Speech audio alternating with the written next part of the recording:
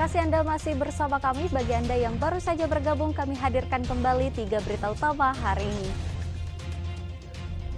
Puluhan siswa sekolah dasar di Kabupaten Sukabumi keracunan jajanan pedagang keliling. Bahkan ada yang jatuh pingsan dan polisi telah menahan pedagang jajanan. Nasib tragis menimpa pedagang rujak keliling di Kabupaten Bandung Barat. Ia tewas di tempat akibat dihantam ban truk kontainer yang terlepas dari roda. Identitas belum juga terungkap, polisi melakukan olah TKP penemuan mayat perempuan di Kota Banjar. Gigi dan serpihan kulit korban ditemukan di lokasi.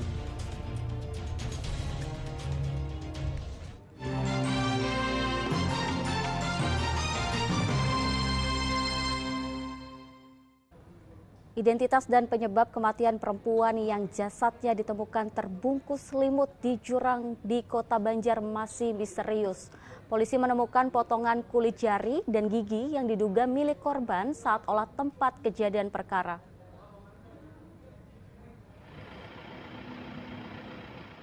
Satuan Reskrim Kepolisian Resor Banjar dibantu tim Inafis Polda Jawa Barat melakukan olah tempat kejadian perkara penemuan jasad perempuan di jurang Situ Gajah, Kota Banjar. Olah TKP untuk mengungkap identitas dan penyebab korban tewas. Dari olah TKP, tim menemukan 3 buah gigi dan potongan kulit jari korban. Temuan baru ini membantu polisi untuk merekonstruksi wajah korban yang sulit dikenal karena telah membusuk. Di sini tadi dari Inafis Polda Jabar melakukan pemeriksaan di RSUD berbarengan dengan tim forensik dari RS Polri Sartikasi, kemudian mengecek ke TKP untuk mencari alat bukti lain. Kemudian di sini tadi ditemukan oleh tim Inafis dari Polda Jabar 3 gigi yang copot dari rahan-rahan korban. Kemudian ada serpihan kulit dari jari, cuma belum ditentukan apakah jari sebelah mana. Nah, sekarang setelah pemeriksaan di TKP, tim Inafis dari Polda Jabar berikut dengan dari forensik RS Polri Sartikasi Bandung akan kembali ke RSUD Banjar untuk menseket dari wajah diduga korban pembunuhan ini dengan gigi yang sudah ditemukan di TKP. Jasad korban ditemukan warga yang sedang bersepeda di jurang Situ Gajah, Kota Banjar pada hari Minggu. Kondisi jasad sudah membusuk karena meninggal 5 hari sebelumnya. Korban ditemukan terbungkus selimut dengan tangan terikat mengarah ke depan. Hasil otopsi menguatkan dugaan sebagai korban pembunuhan karena ada luka pada bagian leher dan tubuh. Namun hingga kini identitas korban belum diketahui. Eko Stebudi melaporkan dari Kota Banjar. Ya, setelah sekian lama buron, pria yang pukul kekasihnya hingga tersungkur di Cimahi akhirnya ditangkap polisi. Motif pemukulan terungkap, pelaku ternyata cemburu dengan korban yang kerap bertemu dengan mantan suaminya.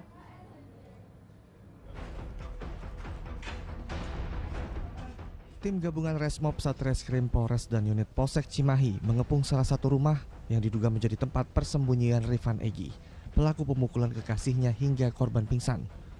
Namun sayang, kedatangan polisi diketahui pelaku sehingga pelaku tidak berada di lokasi. Polisi kemudian bergerak ke sejumlah lokasi dan akhirnya pelaku ditangkap pada 24 Februari di rumah orang tuanya kawasan Cidadap, Kota Bandung. Setelah diselidiki, ternyata motif pemukulan dipicu rasa cemburu. Pelaku tidak terima korban sering bertemu dengan mantan suami dan anaknya. Jadi pelaku cemburu kepada mantan suami korban dan anaknya. Jadi pelaku masih sayang terhadap mereka itu. Kabarnya pelakunya temperamen juga dan atau gimana? Sering menganiaya ke istri Dari sahnya hasil juga. pemeriksaan betul bahwa korban kerap kali dilakukan penganiayaan oleh si tersangka. Sebelumnya Rifan Egy menjadi buron setelah memukul kekasihnya bernama Rismayanti hingga korban tersungkur pingsan. Pemukulan itu terjadi di Jalan Sisi Mangaraja, Kota Cimahi pada 19 Februari lalu. Sebelum pemukulan, korban dan pelaku sempat cekcok di rumah kontrakan. Atas perbuatannya pelaku terancam 5 tahun penjara karena polisi menjeratnya dengan pasal 351 KUHP tentang penganiayaan. Muhammad Abbas melaporkan dari Kota Cimahi. Informasi berikutnya, 2 penjamret babak belur dihajar warga karena merampas tas seorang perempuan di pinggir jalan di Kota Sukabumi. Para pelaku berdalih terdesak kebutuhan uang untuk menikah. 2 penjamret terus meminta ampun karena diamuk warga. Dari video amatir warga, kedua pelaku terkepung usai merampas tas seorang perempuan di Jalan R. Didi Soekardi di Kecamatan Citamiang, Kota Sukabumi. Komplotan ini tergolong nekat karena beraksi di tengah keramaian. Beruntung nyawa keduanya selamat setelah diamankan warga lain sebelum polisi datang. Kedua pelaku merampas tas seorang perempuan yang hendak pulang ke wilayah Baros. Mereka mengancam korban dengan celurit. Namun korban tidak menyerah begitu saja sehingga terjadi tarik-menarik tas sehingga korban jatuh tersungkur. Warga sekitar spontan mengejar kedua pelaku. Pelaku berdalih terdesak kebutuhan biaya untuk nikah. Terus setelah kita dalami bahwa pelaku ini adalah merampas menjamret paksa barang-barang milik korban. Apa yang dijamret dan kalau boleh? Tas yang isinya barang-barang berharga dan uang.